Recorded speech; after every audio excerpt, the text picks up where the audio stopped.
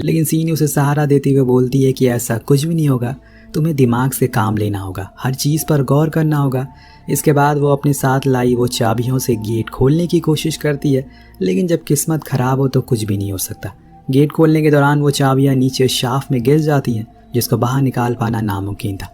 इसीलिए सीन पहले तो बर्क को एक जगह छुपा देती है और कहती है कि यहीं पर रहना जब तक मैं वापस ना आऊँ। वहीं दूसरी ओर हम जॉन को देखते हैं जो बॉस की लाश को ठिकाने लगाता है, फिर खुद ऑफिस में आकर अपने कपड़ों को चेंज करता है। इसके बाद वो आराम से अपने चेयर पर बैठकर सीसीटीवी कैमरास को देखता है ताकि सीन कहाँ है उसे पता चल सके।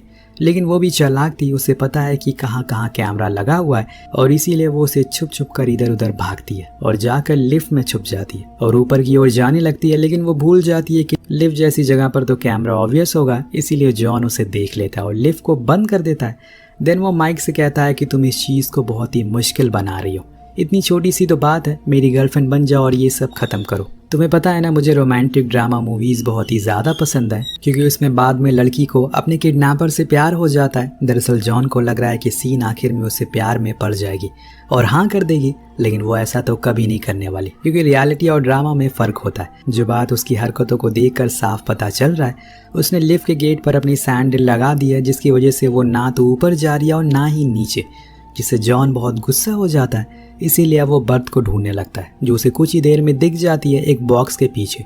वो फौरन वहाँ पहुँचता है और उसे घसीट कर ऑफिस में लेकर आता है और माइक में कहता है कि अगर तुम मेरे पास नहीं आई तो मैं इसका वो हाल कर दूंगा जो तुमने किसी मूवीज़ में भी नहीं देखा होगा। और एक बार फिर से वो हार जाती है और ऑफिस आ जाती है, पर वहाँ पर बर्थ नहीं थी क्योंकि जॉन ने उसे फिर से आज़ाद कर दिया। कुछ देर बिताने के बाद सीन को समझ आ जाता है कि अब ये बात ऐसे नहीं बनेगी, इसीलिए उसे कुछ और करना होगा। तो अब वो इमोशनली बात करना शुरू करती है और उसको ऐसा दिखाती है जैसे कि वो उसके लिए कुछ फील करती है। जॉन ने उसके हाथों को भी बांध रखा था, तो वो कहती है कि अगर तुम मुझे लाइक करते हो तो ऐसे मुझे तकलीफ मत दो, मैं तुम्हारे साथ डिनर कर सकती हूँ, पर पहले मेरे हाथ तो खोल दो। जॉन मान जाता है और उसके हाथ को फ्री कर देता है। जिस दौरान वो देखता है कि उसके पैरों में चोट लग गई है कि तभी सीन अपनी पर्स से स्प्रे निकाल कर उसकी आंखों में मार देती है, जिससे वो तड़पने लगता है। पर यहाँ भी वो नहीं रुकती और वहाँ लगे एक जार से उसके सर पर वार करती है, जिससे वो बेहोश हो जाता है। और इसी का फायदा उठाकर वो अपना फ़ोन लेकर बाहर वाले गेट पर आती है और पुलिस को कॉल लगाने की कोशिश करती है, लेकिन अफसोस की बेसमेंट पार्किंग होने के कारण फ़ोन नहीं लगता। वो बार बार कोशिश करती है, जिस दौरान उसका फ़ोन भी स्लिप हो जाता है। पर उसकी किस्मत अच्छी थी कि वहाँ पर ड्रंक इंसान आ गया था, जिसे वो बात समझाने की कोशिश करता है।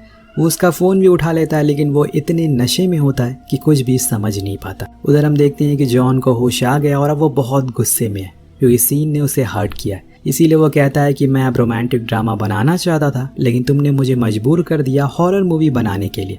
देन वो उठकर सीन के पास आ जाता है। तभी वो ड्रंक मैन उसे देखकर स्माइल करता है, यानी कि वो कहीं से भी ड्रंक नहीं था, वो तो उसे इस काम में मदद कर रहा है, जिसका साफ मतलब है कि वो मिला हुआ इन सब चीज़ों में। जिस चीज़ को देखकर सीन भी हैरान थी कि ये इतना बड़ा प्री प्लान गेम होगा, उसने कभी नहीं सोचा था।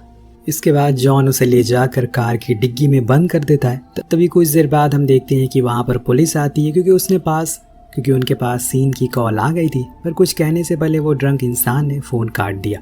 वो पूरी पार्किंग को चेक करते हैं, लेकिन उन्हें सीन कहीं दिखाई नहीं देती क्योंकि वो तो डिग्गी में बंद है। वो बहुत कोशिश करती है कि वो किसी तरह से उस डिग्गी से बाहर निकल सके, लेकिन ऐसा पॉसिबल नहीं हो पाता। उधर कुछ ना मिलने के कारण पुलिस चली जाती है। वहीं सीन हज़ारों कोशिशों के बाद डिग्गी से बाहर तो आती है। वहाँ से हज़ारों कोशिशों के बाद जब वो डिग्गी से बाहर निकलती है, तब तक तो देर हो चुकी थी। वो लोग जा चुके थे। पर इस बात से जॉन बहुत ज़्यादा गुस्सा हो गया था और कहता है, तुम काबिल नहीं हो मेरी गर्लफ्रेंड बनने के लिए। इसीलिए वो एक स्क्रू ड्राइवर लेकर उसे मारने ही वाला होता है कि तभी वहाँ पर एक बूढ़ा गार्ड आ जाता है जो ऊपर की देखभाल करता था। वो सीन को गेट की चाबियाँ देता है और उधर उन दोनों में लड़ाई होना शुरू हो जाती है कि तभी सीन के हाथ से कोई चाबियों को ले लेता है और ये कोई और नहीं बल्कि उसका बॉस था। जी हाँ, वो अभी जिंदा है, जो सीन से कहता है कि मरे हुए इंसान को वापस देखकर हैरान हो गए ना, घबराओ मत, ये सब हम दोनों ने प्लान किया था। तो सीन पूछती है कि क्या ये सब प्रैंक है, तो वो कहता है कि तुम्हारे लिए तो बिल्कुल भी नहीं, और हंसना शुरू कर देता है। सीन ने पिछले कुछ घंटों में इतना सब कुछ देख लिया कि अब उसे किसी भी बात पर भरोसा नहीं है। उसे पता ही नहीं चल रहा है कि सच क्या और झूठ क्या है, बस किसी भी हाल में उसे यहाँ से बाहर निकलना है। इसीलिए वो भागना शुरू करती है। बॉस भी उसे ढूंढते ढूंढते उसकी कार के पास आ जाता है कि तभी सीन ने उसके ऊपर वाटर फ्लो करना शुरू करती है। जैसे कि आपको पता है कि वहाँ पर वायर कट चुकी है, जिसकी वजह से उसे करंट लगता है और वो बेहोश हो जाता है। उधर जॉन उस बूढ़े गार्ड को मार देता है, जिसके बाद वो बॉस के पास पहुंचता है, उसे होश में लाता है, पर अब वो बहुत ही ज़्यादा गुस्से में किसी भी हाल में सीन को मारना चाहता है। लेकिन जॉन ऐसा नहीं चाहता, क्योंकि उसे ये कहानी अभी और लंबी करनी है। उसके सर पर इतना पागलपन सवार है कि वो बॉस को ही मार डालता है।